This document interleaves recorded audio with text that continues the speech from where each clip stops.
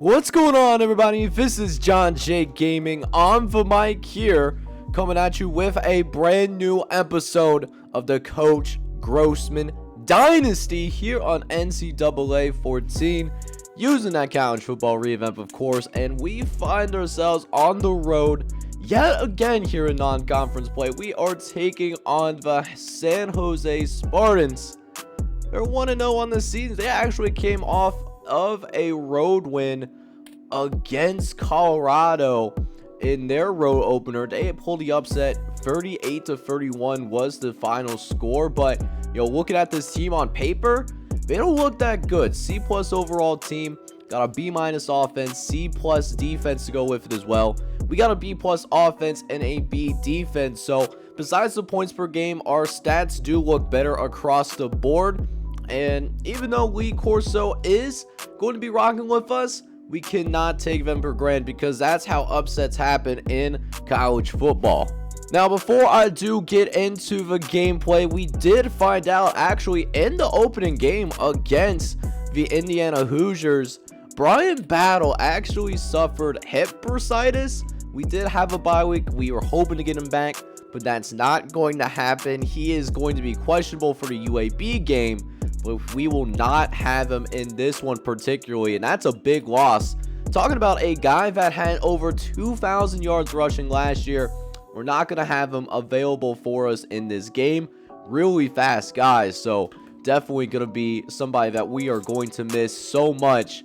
But hey, that being said, we just got to make do with what we got in our backups, and hey, next man up at the end of the day. So that being said, if you're ready for today's episode, do me a favor and please smash that like button for me. Hit that subscribe button if you happen to be brand new to the channel as well. And with that being said, let's go ahead and get into it. Let's see if we can take care of business against the San Jose Spartans. Let's get it, boys. So San Jose State does end up winning the coin toss, and they actually chose to receive this thing first. So as we almost get an interception, oh my goodness. If our defender had more awareness than the average blind squirrel, then that would have been intercepted. Could have very well been a pick six. And of course, San Jose makes us pay for it. When there's opportunities to get a turnover, you just have to go ahead and take them. There's no ifs, ands, or buts about it. As now San Jose State gets a first down off of our mistake. Let's make sure we keep it just that way, though, as Jordan Smith able to go ahead and deflect that pass away as well. So Walker Egot off to a slow start here. 0 for 2 so far as Egot drops back. He's going to throw over to the right-hand side and finds a wide open Charles Ross for a 23-yard gain. And nobody went with him. I don't know what ended up happening there, but definitely a great tragedy there, as it's a huge first down that we give up on a 3rd and long as well. We could have gotten them off the field, but it just simply wasn't meant to be, as looks like they're running a little bit of triple option here at San Jose State. Seeing a lot of options here early on in this ball game. I don't know if they're a full-on option squad like Air Force, Navy, or any other military academy, but they're running plenty of it and running it to some success as they get another first down on the ground here. As now 1st and 10 coming up. Walker under center. He's going to drop back to pass. He's going to find his tight end Nate Lewis in the end zone. Touchdown Spartans. And the San Jose State football team gets itself on the board first to begin this ball game, as that was just simply too easy. So much space for Nate Lewis, as it now makes it 7-0. As we'll go ahead and receive the kickoff here is Ben Archie. He's going to take it downfield. He's got some space to work with. He's across the 50, but there's going to be a penalty on the play. Oh my goodness. And it's going to be a costly penalty as well. It's going to knock us back all the way to the 13-yard line. That was huge. So we went from in San Jose's territory to start this thing out. We're now inside our own 15. As we'll go ahead and run it with Ben Archie, who's going to get this yardage back. And I don't see any flags on the field either. It's a foot race. He will end up getting caught from behind though, but a 66-yard rush to go with it as well. As we do also end up with a little bit of a scoreboard glitch. So with that being said, hopefully comes back soon. But in the meantime, we don't have a scoreboard, but hopefully we can add on to it though, get ourselves all knotted up at 7 apiece as we try to get it to Yusef Terry. He does come back and makes the completion for us. But that being said though, if we did have to come back, it would have been a touchdown. Ben Archie, luckily though, will take care of the rest. He'll find the end zone, and it will tie things up against the Spartans here in this first quarter. So while we did end up scoring a touchdown on the opening drive, we were at least able to go ahead and answer ourselves. But this option attack is giving us some problems here early as Walker Egat continues to find holes. Another big run for Walker, already with over 50 yards on the ground so far. Only thing left to do, go with the engage. But Egat doesn't have time to find the football as he's going to get lit up like a Christmas tree. We don't get the sack, but at least, you know, we get a nice hit on this quarterback as Egat will drop back once again. He's looking over the right-hand side, but it's going to be broken up, and that will force the Spartans to go ahead and punt this football away. As now we'll go ahead and take over at about the 15-yard line. It was a nice punt for San Jose State, but Ben Archie, though, oh my, making some guys miss, and look at the day that Ben Archie is having so far. Almost 100 yards rushing, and we're not even through this first quarter yet, and it helps when the rest of the team is also doing its job as well. Nice little 6-yard catch for Gunnar Greenwald, you know, turning nothing into something. We'll see if we can go to Ben Archie again as they fake the handoff to him, and it's Timmy McLean who does have a little bit of momentum. He ends up picking up a nice first down as well. Is now 1st and 10 from the 50-yard line. Handed it off to Ben Archie, who cuts from upfield and picks up a gain of 11. And just like that, Ben Archie with a 100-yard day already in this game. He is on to something potentially special here, man. We'll see just how high it can get for him. We also got to get this passing attack going eventually. And interesting development as well, with Brian Battle being out of the game, the backup running back listed is Gunnar Greenwald. That's our tight end, taking reps at the running back position and plowing forward for a gain of 6 as well. Definitely a unique situation, but definitely, you know, love seeing that we have versatile guys on this football team as well that can play and start at multiple positions if we need him to do just that. But we do have Ben Archie back in the game as we try to find Gunnar Greenwald, but Holmes jumps the route and it's going to be intercepted. And already the 3rd interception of the season for Timmy McLean as Nick Holmes was able to go ahead and jump the route on Gunnar Greenwald and was able to take it back quite a bit as well.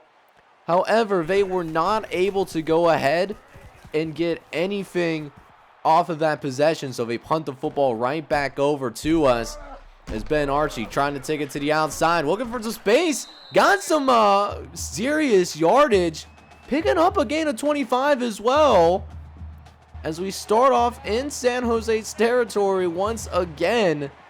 Let's see if we can do a little bit better this time. Turn the football over. Not what I want to do on a consistent basis. Let's just go ahead and put it that way, right?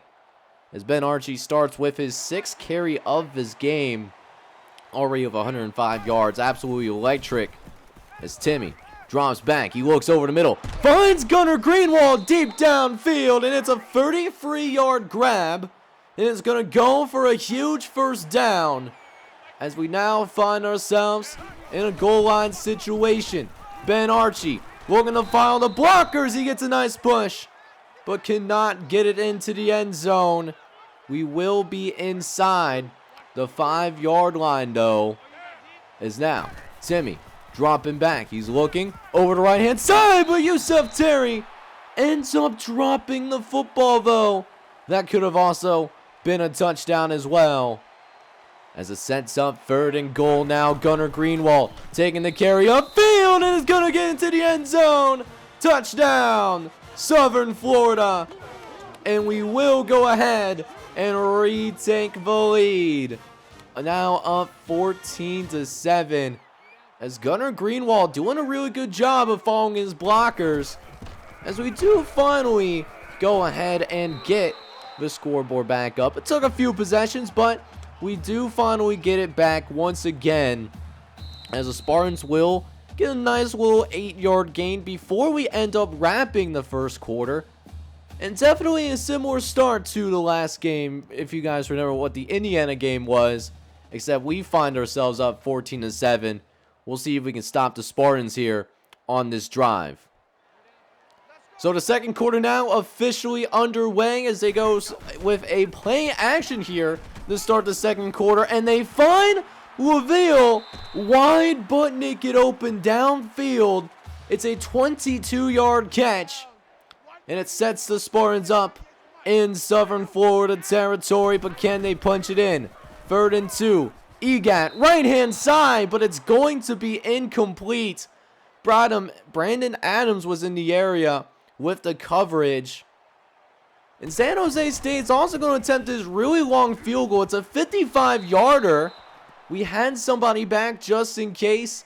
It was way short, but even though the field goal was missed, he got just enough to where Ben Archer cannot have a chance to go ahead and get a return on it. But even though we didn't get any of a chance to return this football back, we still get really good field position to work with to start this drive. We just have to see if we can do anything with it. 3rd and 12. We're just going to go with the halfback draw, see if we can fool him. And Ben Archie actually gets pretty close to picking up the first down. Was a few yards shy.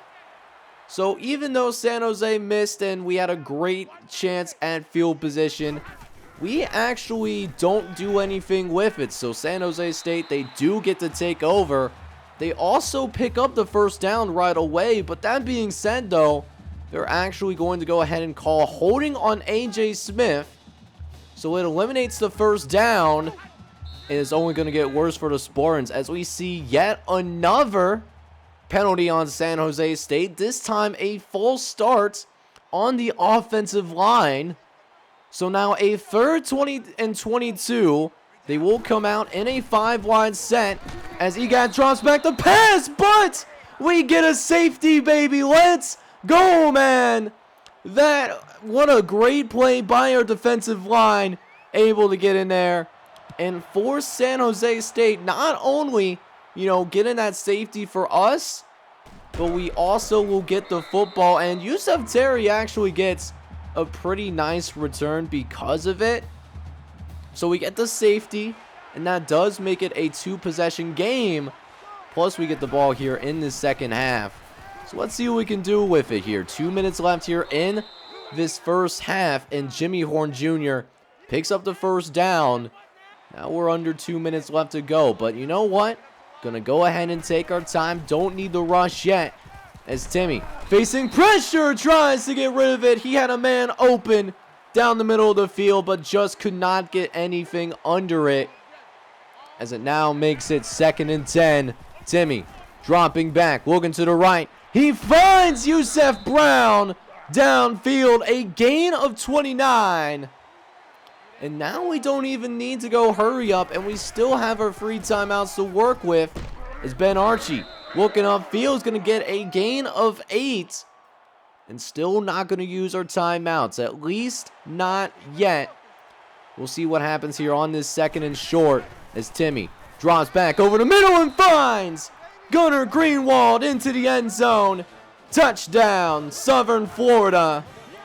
And the Bulls will go ahead and make this, I believe, a 3-possession game. Oh, it'll still be a 2-possession game even with the extra point. But we will go ahead and take a commanding lead nonetheless. But San Jose State, they still have 1 minute left here in this first half. We'll see if the Spartans can do anything with it before we go into the locker room for the halftime break. And of course, you know the Spartans are going to go no huddle here, trying to preserve the timeouts. As he's going to carry it upfield and manages to pick up a first down. Walker will end up taking his second timeout. And he might have gotten a little bit shaken up as we have a change at quarterback. It's Woods, and he's just as athletic. He's got the impact star under his name. So Natano Woods probably was the starter last year, but lost it in camp. So we've been experiencing Walker E-gap, but somebody that apparently the locker room likes even more is now officially in the game. And now the Spartan offense is moving a little bit differently now as they move to the line of scrimmage quickly. Natano looking over the middle and finds Lewis downfield. Almost gets into the end zone. A gain of 29 yards though regardless. And they got a good shot at the end zone here. They got one play. Woods dropping back. Finds the receiver, Terrence Louvel, into the end zone. Touchdown, Spartans. And what a drive by Natano Woods. Coming into this game ice cold and leading a great drive. So things could get a little bit interesting here in California as we're only up 23-14 going into the halftime locker room. So let's go ahead and get this second half officially underway as Yusef Terry is going to go ahead and take the kick return out as we get the second half underway. Yusef Terry down the sideline and gets a really nice return to go with it. Getting across that 35-yard line. You love to see it. Love getting some great field position to work with as Ben Archie just continue his reign of terror over the Spartans defense. Almost with 150 yards rushing on his own. And he's going to get across that 150 mark as Ben Archie is going to break another one as well. He gets into the second level. A gain of 17 yards to show for it. As now we hand it off again. This time to Gunnar Greenwald, who trucks over a defender. And that is one thing that is nice about putting a tight end at that running back position, you know, in a backup role, of course, is that Gunnar Greenwald in these third and short specifically, if he needs to, he's going to truck a defender and is always going to be somebody that is going to fall forward for you. And that is something that we certainly love. Let's see if we can add more points. I would love that as well as Timmy drops back, finds Timmy Horn Jr. over the middle of the field. Gain of 16 as it sets up a goal line situation now. Timmy McLean making some adjustments at the line of scrimmage. Over the middle, finds Yusef Terry, but cannot get into the end zone. They're going to be marked at the 1-inch line. Let's see if we can go ahead and punch it in. Touchdown number 2 potentially for Ben Archie. Yes, sir. Touchdown, Southern Florida. And the Bulls get another one on the board, making it 30-14. Oh, hang on now. We're going to go for this 2-point conversion. Okay. Loving it, the coach suggested. So instead of it being 30-14, we will instead go ahead and make it 31-14. And not to mention that San Jose State, they also go 3 and out on their next possession as well. And Ben Archie, man, he's a bad man. He's got some space to work with on the outside. He has a cutback. One more man to beat. Can he beat him? No. Oh, my goodness. If he got away from that last defender, that was 6 points. And that would have been a truly awesome punt return. But we're glad we take the field position, though, even though we don't get the touchdown on special teams. Is now 2nd and 4. We still on the 25-yard line already. How about finding the end zone already, though, as Jimmy Horn Jr. all alone on the left-hand corner.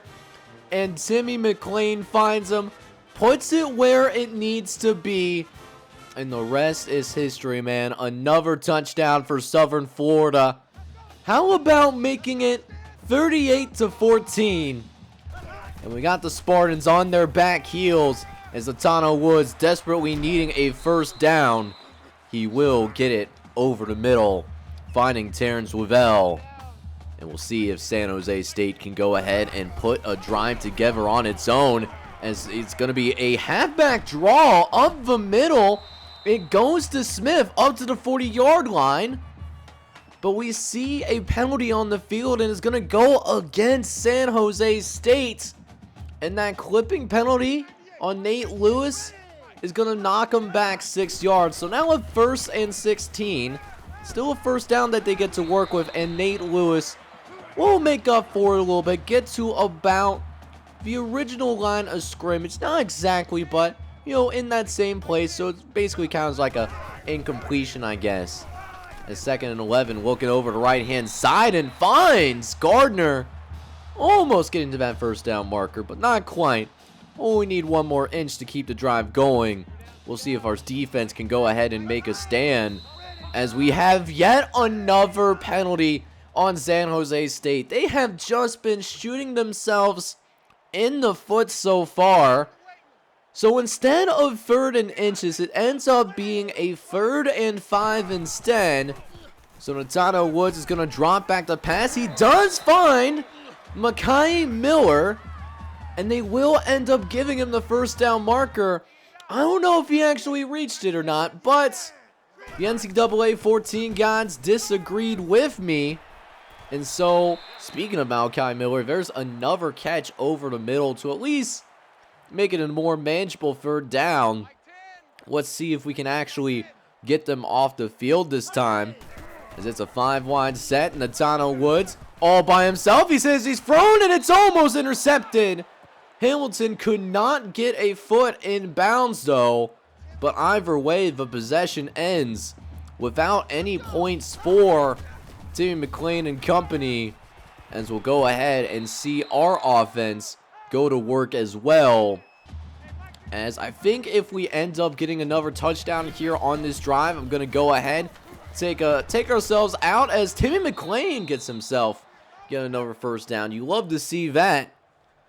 Yeah, man, I think this might be a good game to go ahead and put some of our backups in.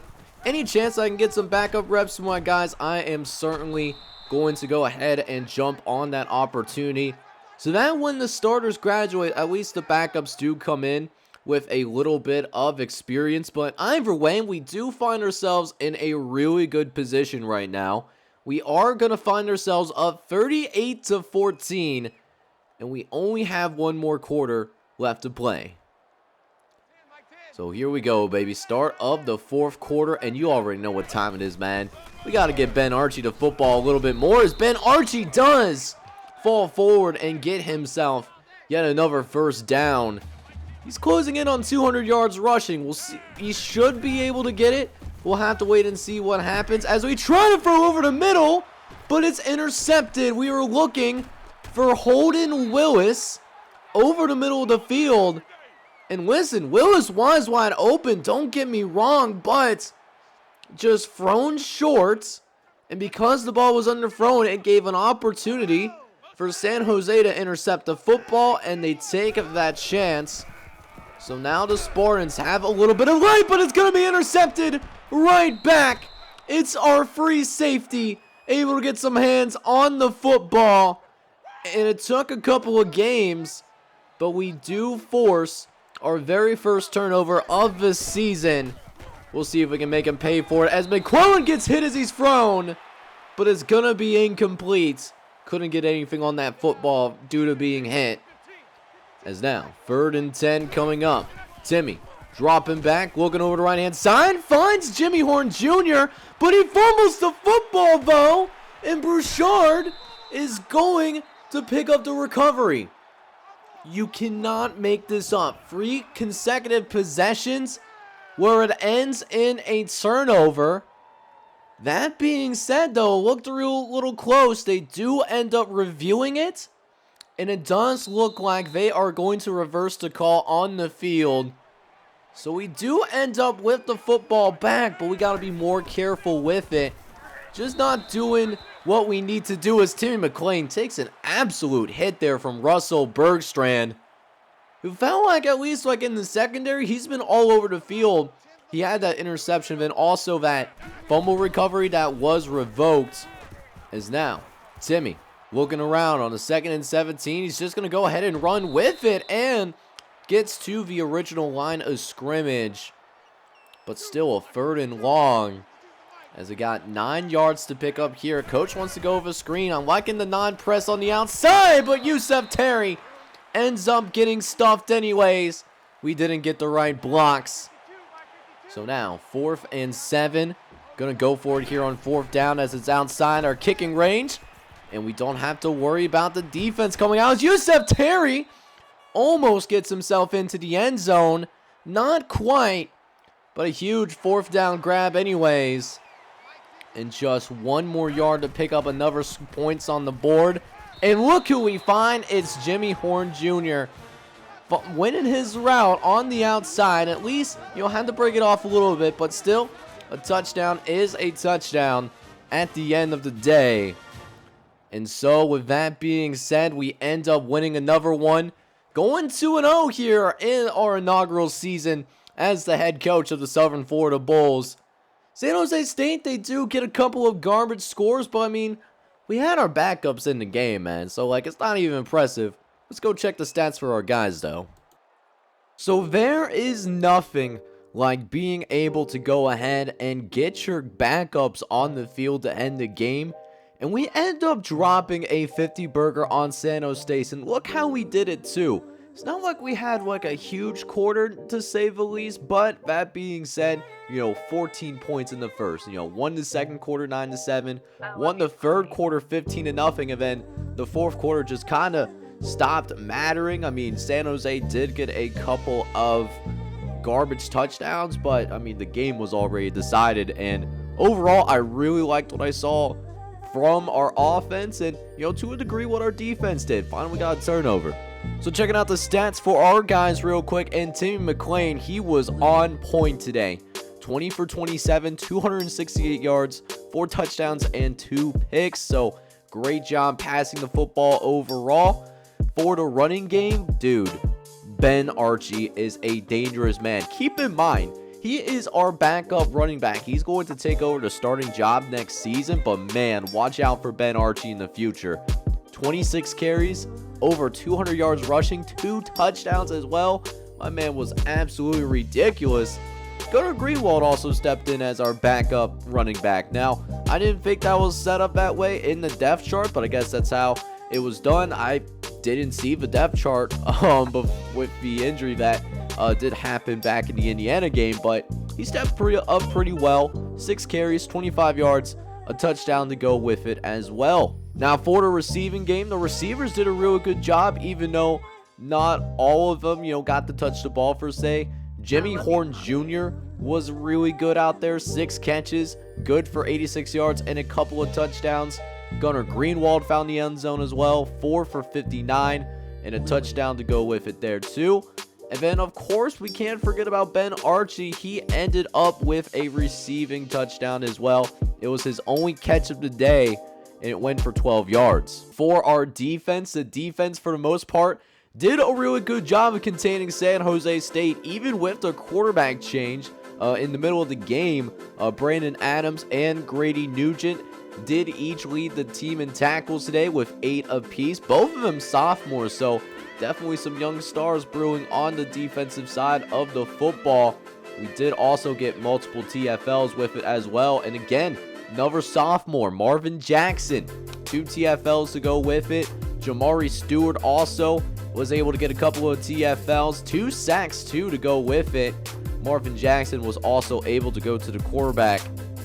And like I said, we also got our very first interception of the season. Jordan Smith, he was able to get his hands on the football this season, able to return a whopping 4 yards, but the junior redshirt able to get his hands on the ball. He also had a pass deflection as well that he wasn't able to corral in, but we finally got our first turnover. It took a couple of games to do it, but we'll see if we can build off of that, get some more turnovers as we move forward into the future.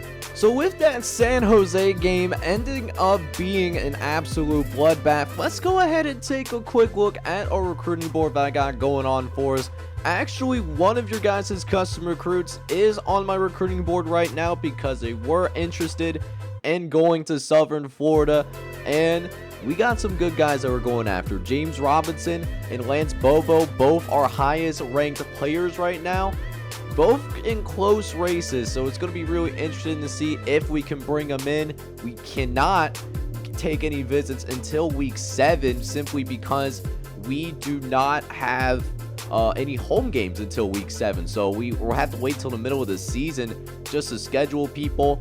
James Johnson, kind of a long shot, but I don't think we're going to end up getting him. Looks like he's probably going to go either to Mississippi State or maybe Marshall. We'll have to see there.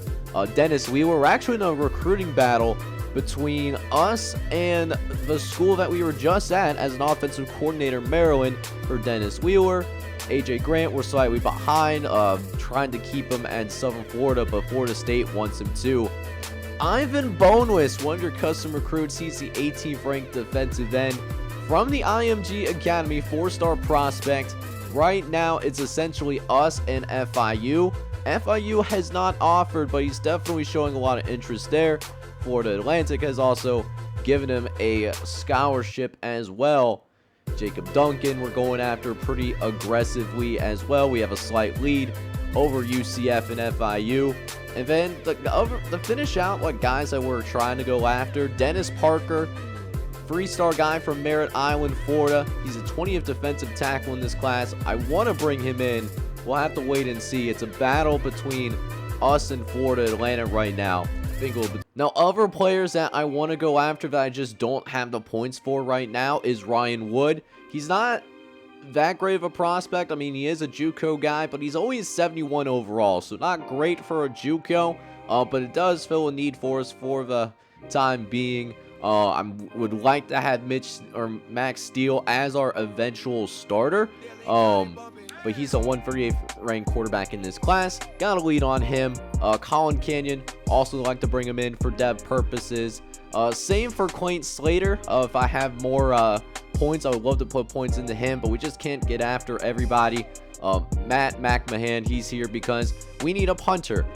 Because our punter is going to graduate next year, whether he goes to the NFL or not. So with that being said, guys, next episode we have, of course, yet another road game. This time we take on going to the Conference USA. As of right now, we got the UAB Blazers. They are currently 1-1, but they don't look great on paper.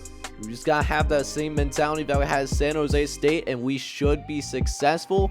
I'm really excited for this episode. We'll play this game, and then we're going to do a quick check-in to see how your custom prospects are also doing as well. So it's going to be a good one. Make sure you go ahead, smash that like button for me. Hit me up down in the comments below. And of course, if you're brand new to the channel as well, hit that subscribe button, man. It's free. You can always unsubscribe later. But that being said, though, this is John J Gaming on the mic signing off. I'm hoping you're all out there having a good one.